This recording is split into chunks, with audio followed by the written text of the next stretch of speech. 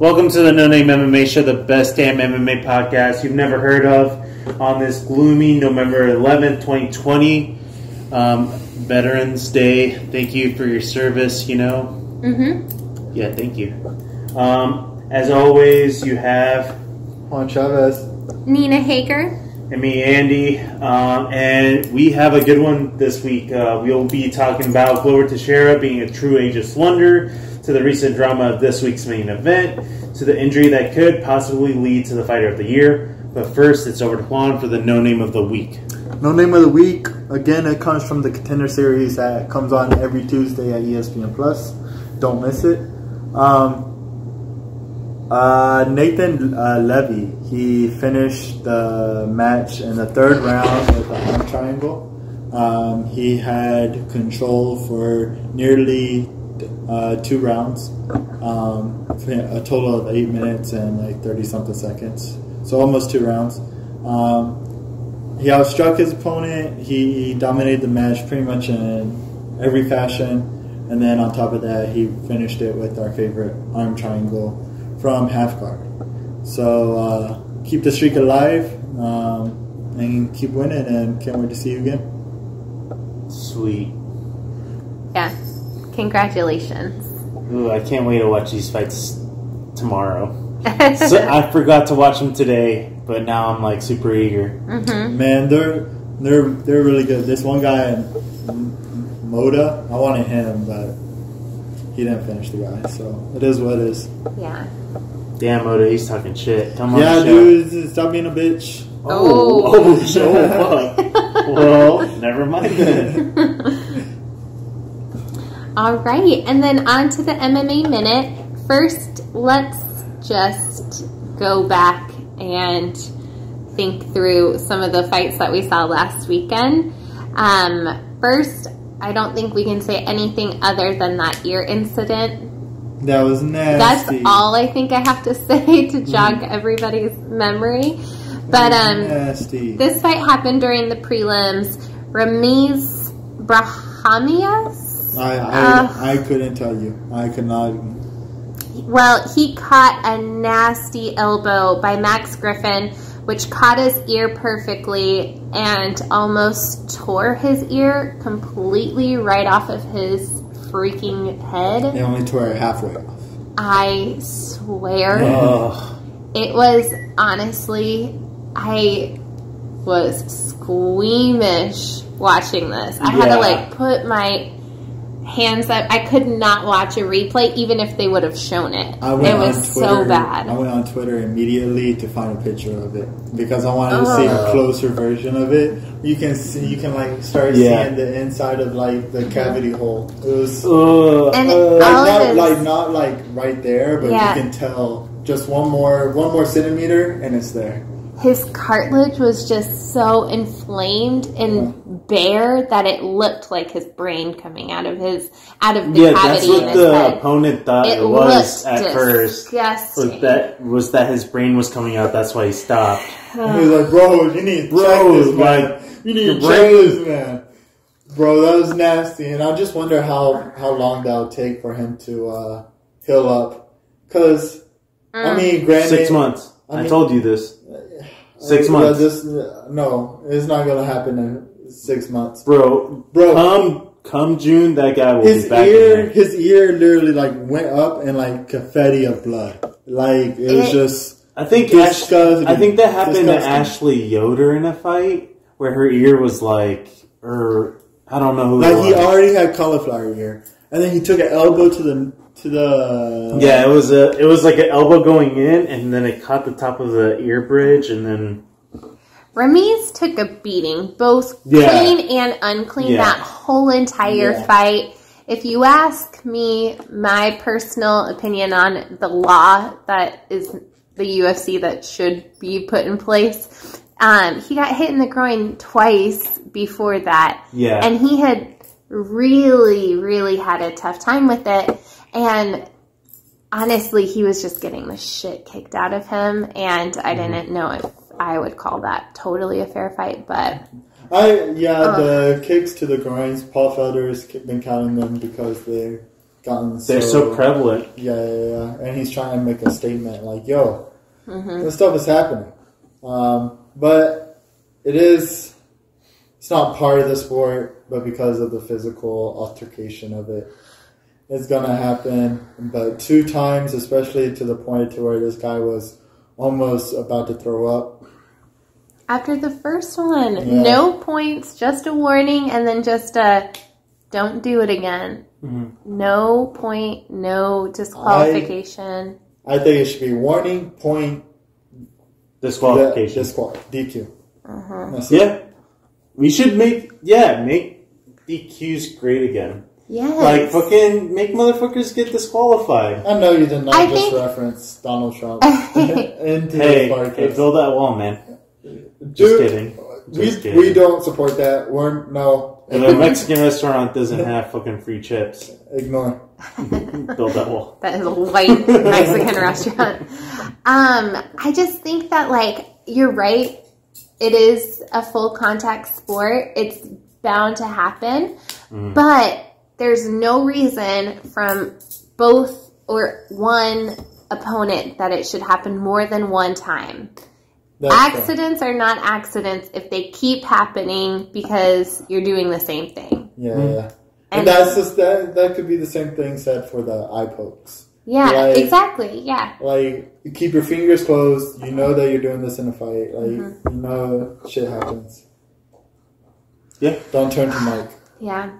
But then that poor man got his ear taken off. His ear and his balls really suffered. Yeah. So yeah, ain't no point to fix that. Yeah. Oh, God. Okay. So that was bananas. Another bananas fight from last weekend. Andrea Arlovsky had a crazy competitive heavyweight fight against Tanner Boser that ultimately ended up in a unanimous decision, going to the pit bull. Tanner Boser's the mullet guy, right? Yep. The guy who's missing the tooth. I always think of him as like a Canadian hockey player because he is Canadian and he's got that mullet, missing a front tooth. He basically is a Canadian hockey player who just fights MMA. It was an entertaining fight. It was a really good fight. I know a lot of people were like, I don't know, Dominic Cruz was on like little pissy mood. But I was just like, he was just like, they're not throwing many shots. And I was like, bro, they're heavyweights first, not like fucking you. And like, one shot is going to turn him off. And then he's like, they should so few shots. Well, he was talking about how they're both being counter strikers. And that's kind of the thing that shows a lot in those types of matches. For example, like Izzy and Yoel. If you have 2 counter strikers in there, the shots are going to be timid. So not only are they counter strikers whose shots are going to be timid, their heavyweights are as well, who have 260 max extra power coming in behind that throw. So I completely get it, but at the same time, just from experience, if you're going in there against a counter striker and you're a counter striker yourself, you know you have to take some risk. Because if not, it becomes Yoel and Izzy. Yeah. But I feel like they eventually did. It just took them a minute to get into that rhythm. And then they were, really kind of breathing earlier on than we would have seen somebody in a different division. But it was just kind of annoying to hear, what's his face? Dominic Reyes. Like, Dominic Cruz. I'm sorry. Dominic Cruz kind of like expecting them to hit, he said something like 30 or 32 shots or something in a round. And I was like, these guys are big boys, like, and they're moving and they're fucking quick and they looked fit for heavyweights too. Yeah.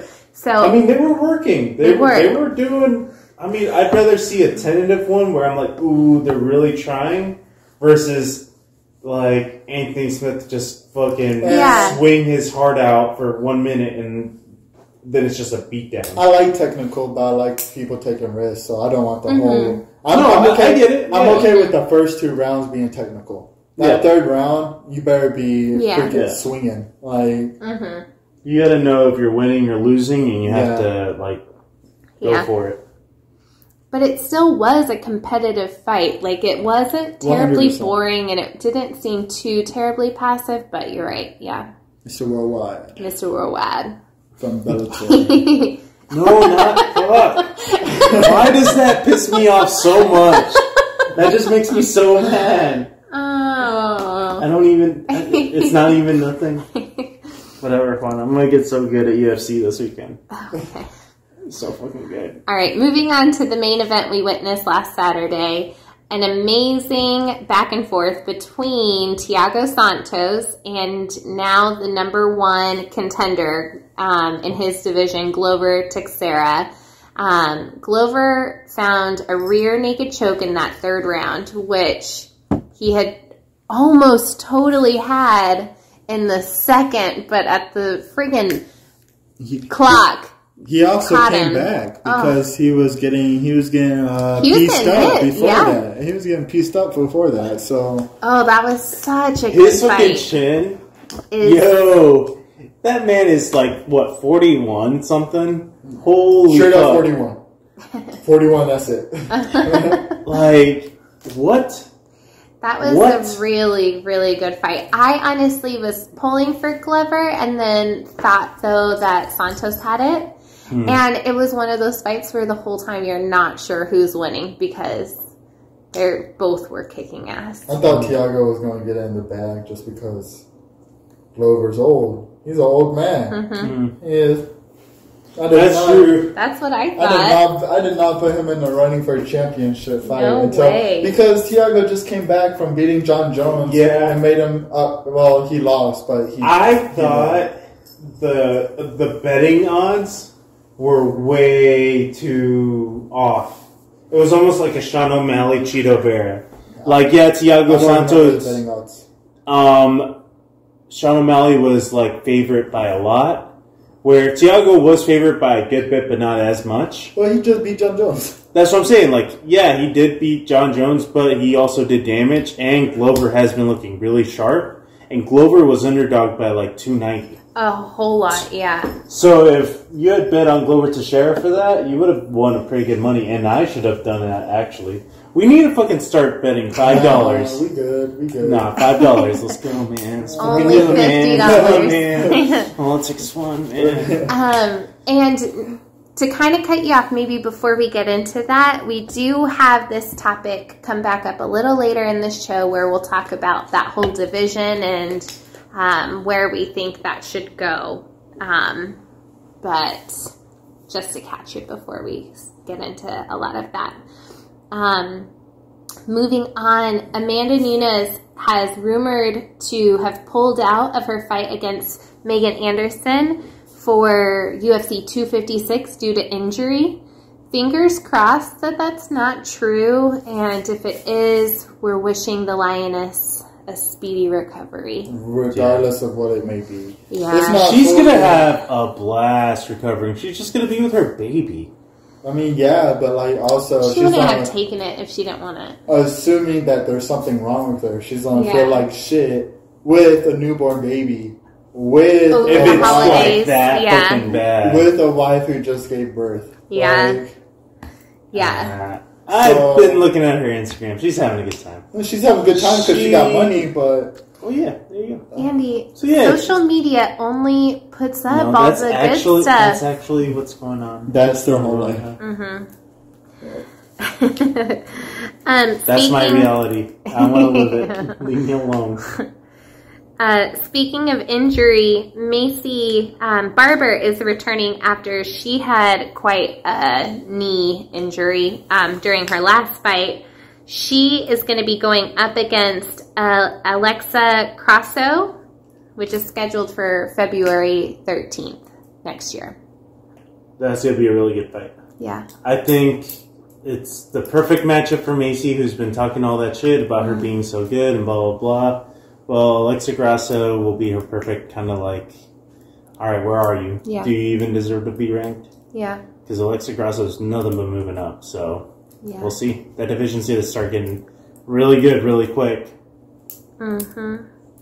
Last little bit, I've got Kelvin Gastelum calling out Edmund. I can never say his last name. Shabazzian. Shabazzian. Shabazzian. Shemawayu. So that is happening. Well, he called him out. No. Yeah, Kelvin. Out. Yeah, Kelvin called him out, so it's not official. Which Edmund. When did he last fight? He fought against Keep in North mind, Carolina native Ted Brunson. Word up. Word up. Keep in mind, Gastelum kind of needs this W. If he doesn't get this W, blah, blah, blah, blah. If he doesn't get this W, he's in danger of losing rankings. I think he moves to 170 if he doesn't win. I think he starts to realize, like, I cannot be this bigger dude. Now with that reach advantage, or that reach disadvantage that I have going into every fight. Darren Till, reach advantage. Israel Adesanya, reach disadvantage. I mean, so every fight he's coming just short. I'm sorry, but he's not going to beat Usman. He might. His wrestling's good. He's not going to beat Usman. No one beats Usman right now that I can think of.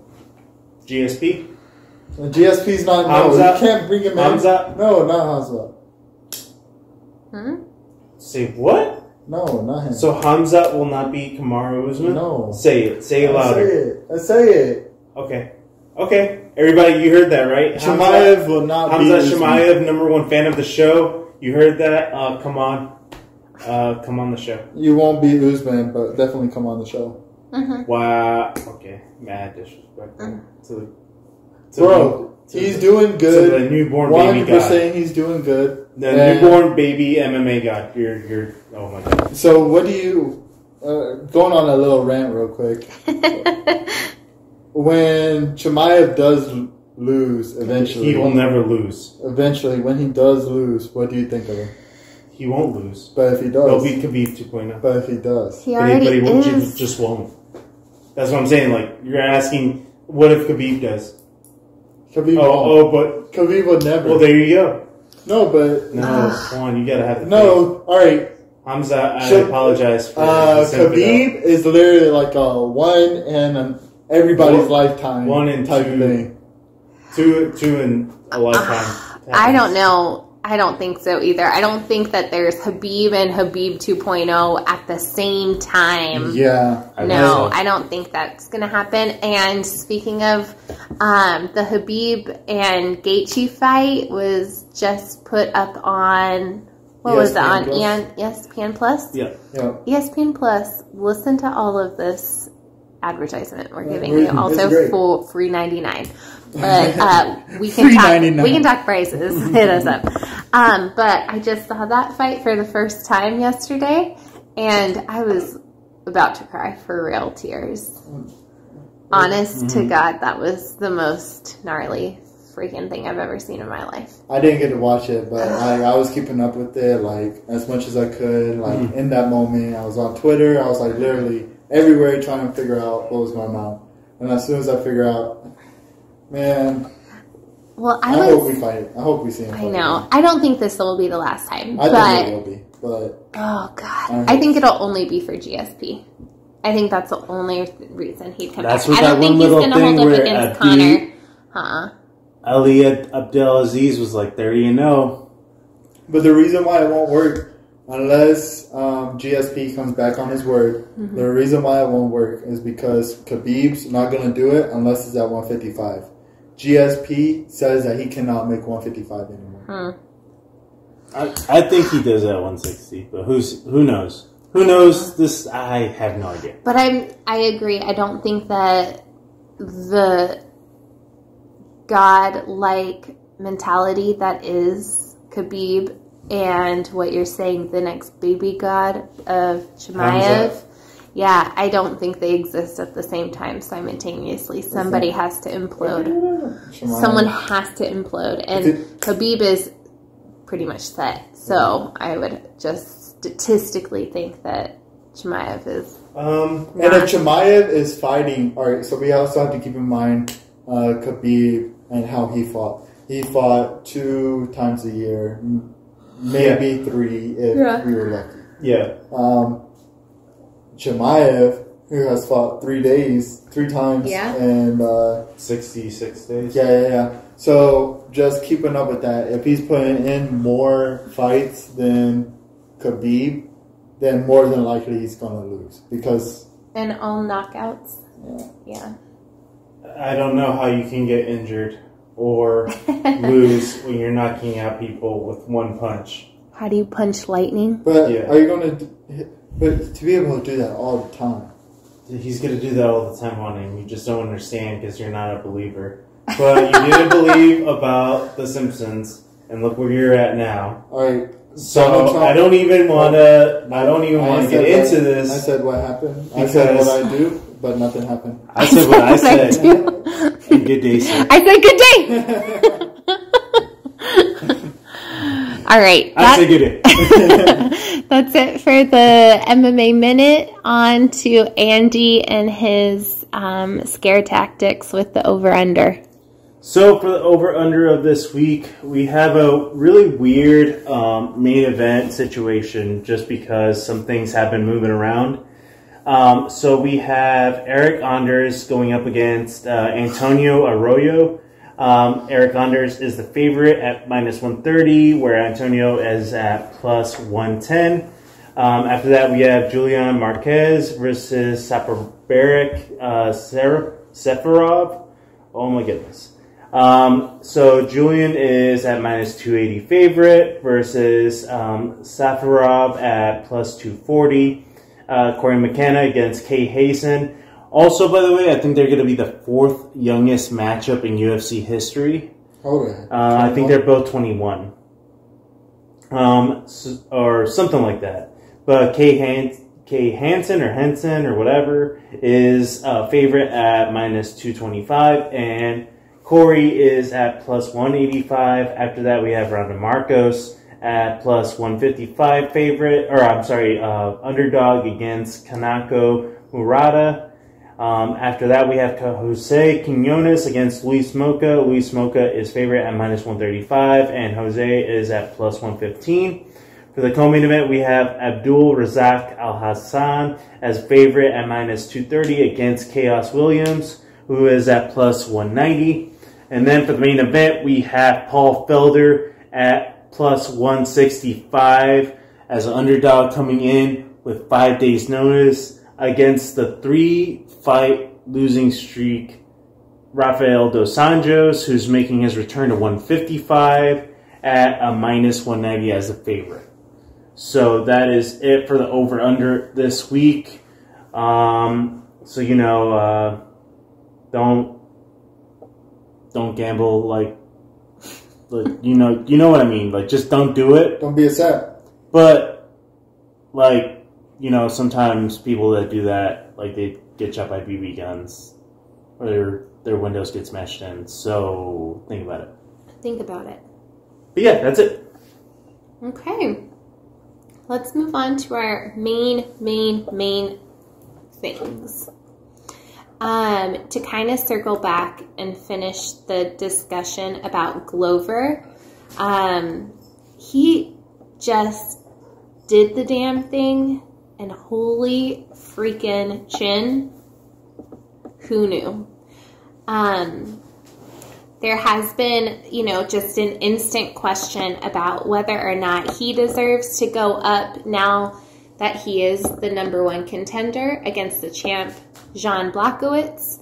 Jan Blachowicz, as you know, and what we've talked about before, is currently in talks of lining up with Izzy. Yeah. So what do you guys think? Do you think that now, after the kind of performance we saw from Glover, he can spoil over the current champ, Israel Adesanya, versus the champ, Jan Blachowicz?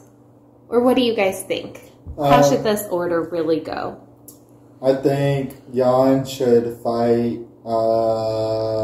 Glover, and I think Israel should wait to see if there's going to be a Robert Whittaker too, because Robert Whittaker was a champion for way too long for him not to get at least two chances to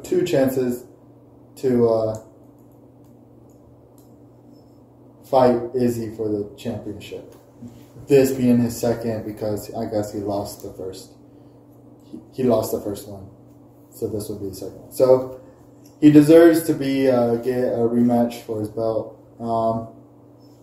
So I think that just makes sense. Andy? I think Glover just deserves, out of anybody in this conversation, he's the one that deserves his shot over anybody else. Oh yeah, 100%. Not John being able to call his shot against Izzy, not Izzy calling his shot against John, not Robert Whittaker calling his shot against Izzy. He is the only one that has a 5-fight winning streak right now, except for Izzy, possibly, but not as a defending champion. So that's where it's just like, it's hard to say, oh yeah, I've defended my belt, even though he has wiped out the division, where Glover has fought 5 times in a row, and he has been nothing but unstoppable. So yeah, give Glover the shot. He's older, why not go ahead and kind of recycle him out? I mean, that or it's just gonna make it worse for your matchmaking abilities later on versus nipping it in the bud right now. My thought, too, is I have no problem with his next fight being the championship fight, but I also don't have a problem with Izzy taking a crack at Jan Blachowicz first. Because, I mean, I feel like that was already in the talks and kind of already discussed. I feel like Glover should take the time to recover and get ready for whoever he knows he's going to fight. But I wonder if the way I'm thinking about it causes a rift in the timeline with that weight division so that you're not just constantly getting like championship fights. And that's where maybe like Robert Whittaker could fight like Paulo Costa or Yoel Romero or some of the other guys we kind of talked about last time too.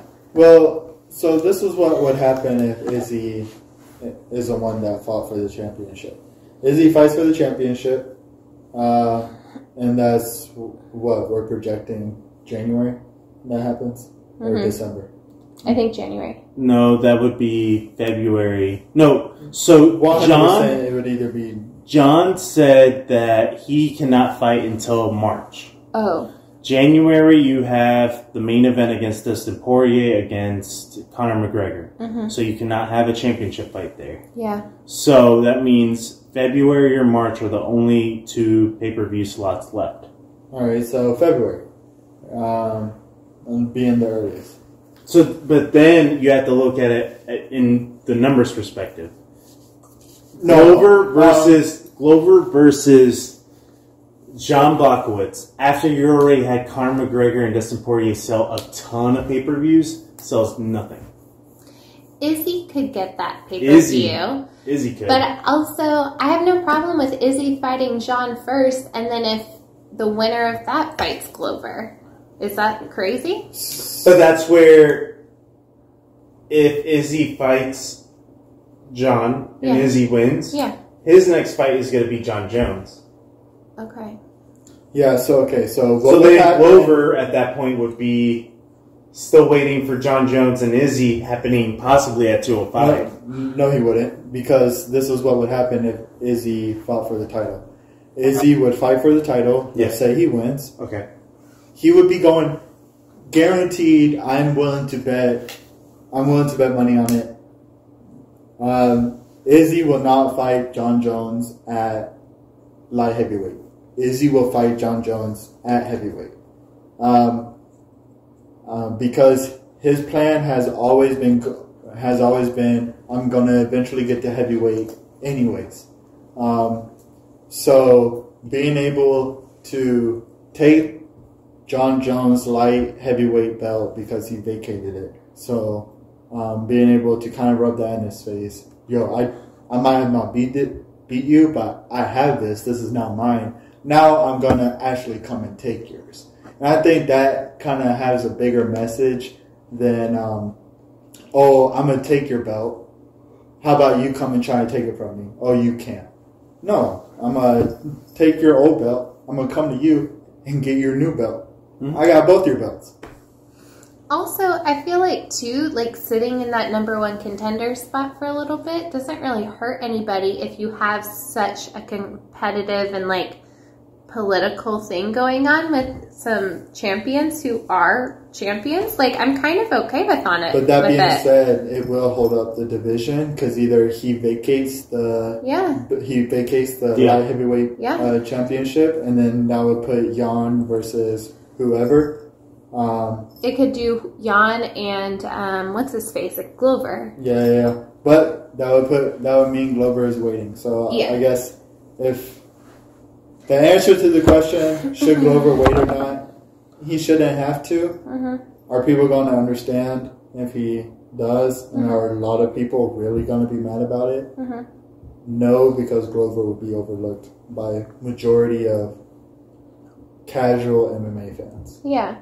That's where, for me, I'm fine to give Izzy what he's been working on and towards. So I'm not really all that upset. And Glover can use the time to kind of, like, he is older. He may need additional time for some stuff. Like, if he can stay in the game for an additional year, you know, like, and prolong and really prepare for one big championship fight, like, that gets me more excited for Glover.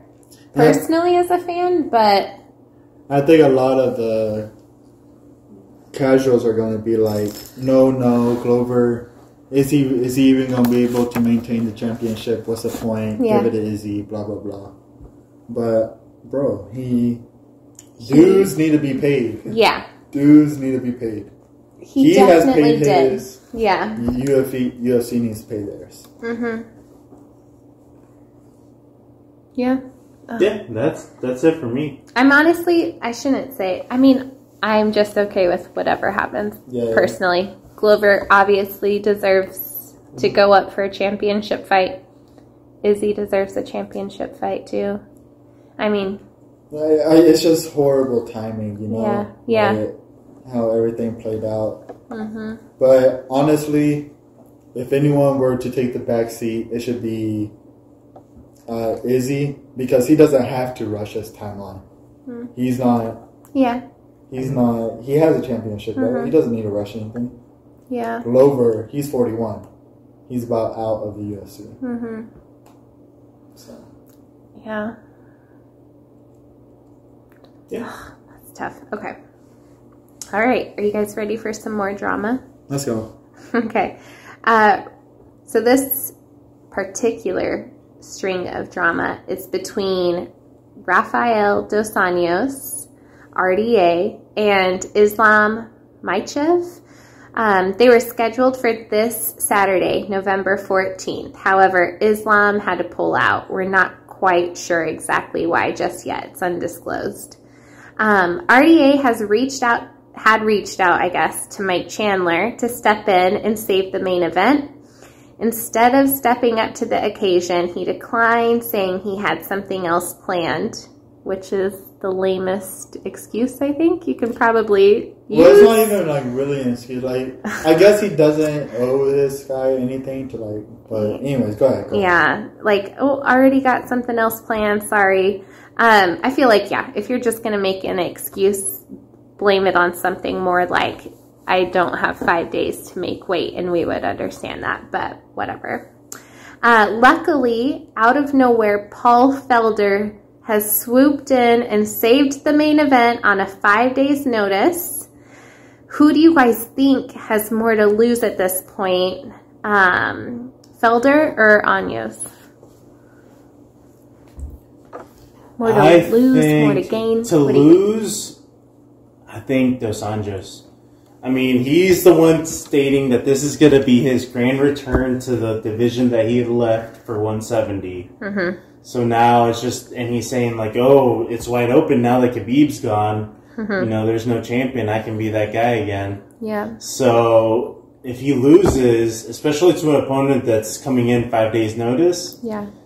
And he's higher ranked because Paul Felder's 7 now and he's not even ranked. Yeah. So, yeah, at the very least, Paul Felder is going to go down as an honorable person for being a company guy and being like, hey, I'll sub in on 5 days notice. I think, though, too, if Paul Felder loses this will be his last fight. I think so, too. His last fight was with Dan Hooker, and he said at the end of that fight, when he was, kind of a little more emotional, which the W on that fight is questionable, but still, record, he did lose that last fight, and he said it was going to be his last fight, and then he came back, kept his ranking, and now has stepped up for this fight on 5 days' notice. If this is a last for him, I think this is definitely his last fight. So you're right, he probably goes down with a little bit more glory than Dos Anjos, but they both have a lot at stake here. Yeah, and RDA's record hasn't been the best lately, so that as well is just going to put more weight on his shoulders, I think. Mm-hmm. Or maybe not. I mean, he's been champion. He understands what kind of mindset you have to have in order to be champion. But if I'm being honest, I think Paul Felder is going to win, and I'm thinking RDA is going to be out of the UFC relatively soon. Yeah. I don't see him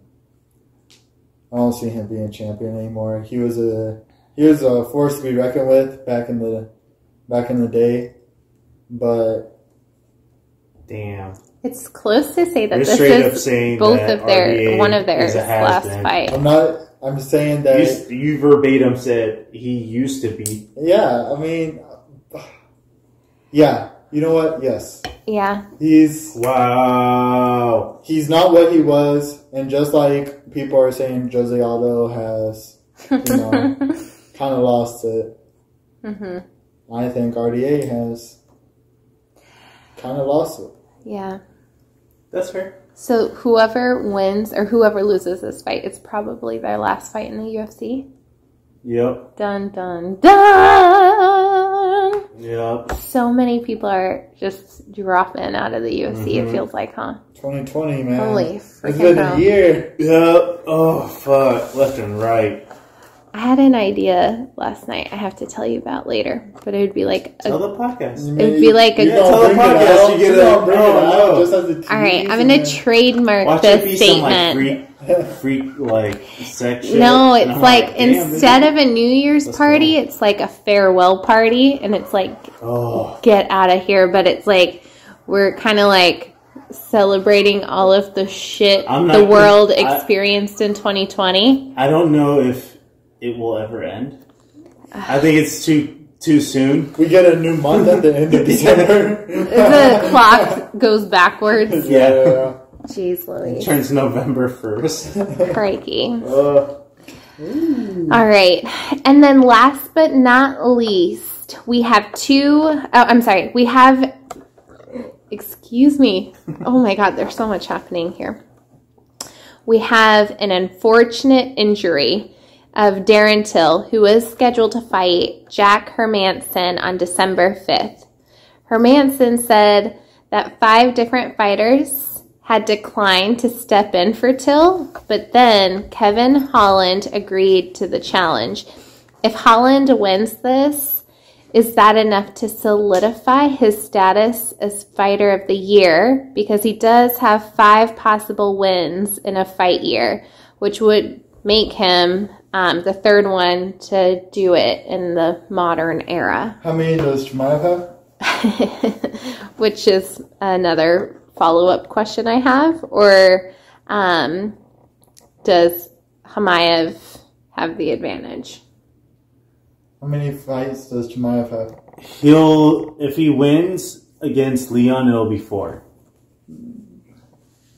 So he has 3. Kevin Holland has 4, 1 by split decision. But that's how you decide Fighter of the Year? The amount of wins in that year? I mean, Davison Figueiredo won against Joseph Benavidez once. Yeah. He missed weight. Came in that second time, won his belt convincingly. Subbed Joe for the first time ever in his career. Mm-hmm. And he's going to fight again at the end of this year. So that means he'll win 3 fights and he's a champion. Right, but I guess if we're talking technicalities, if you're talking about fighter of the year, are you going to add in the wrongs in there as well? Because a fighter of the year should always make weight, no? I guess, yeah. Yeah. But I guess that's how. If you're just basing it off performance, it could be one thing. If you're basing off like the whole career as like as a job or whatever, and like who you are. If you're a fighter, like whatever. Yeah. So I guess that just depends on the individual person. I think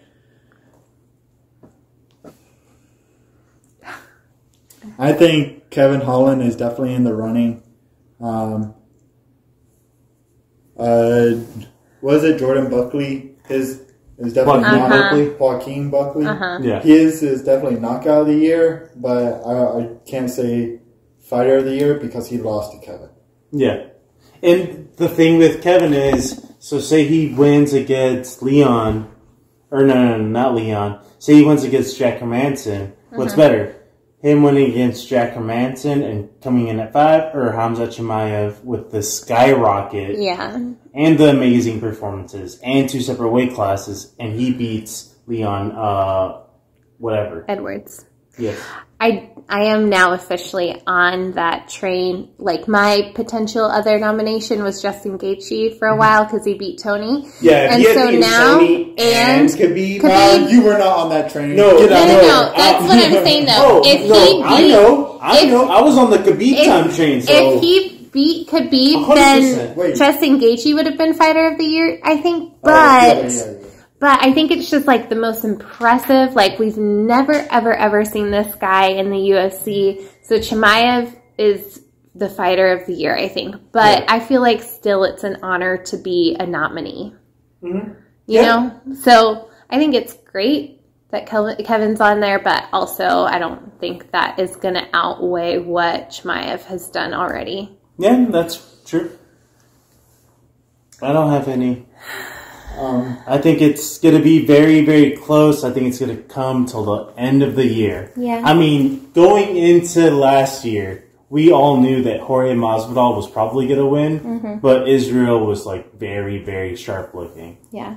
But Jorge won. But other than that, it's always been champions. So that's a good point made by Ariel Helwani. It's just like fighter of the years are usually champions. Daniel Cormier, John Jones, like there's a reason why. Yeah. But I mean, Hamzat would be the fighter of the decade the way he's going. He's on a fucking tear, and it doesn't matter where. So, do we give fighter of the year as far as like conversation goes? Do we put Khabib in there at all? I don't think so. Just because he's a veteran and he hasn't, because what we expect of him, he has done, and he continues to do what we expect of him. How many times did he fight this year? Once? That's fair. He fought once. Oh, yeah. So I don't think so. That's fair. I think it's like the ratio of how many fights you took and then just the impressiveness with all of it. That's what I would say matters to me more. But who knows, like, who the real... Yeah, like, who knows who's judging that or how they're judging it, or... They give it to the judges. They're like, all right. The biggest Nevada argument Commission. I think we have here is if Chimaev beats Leon Edwards, who is ranked number 4. Right? Yeah. So if a non-ranked person beats a number 4 ranked person...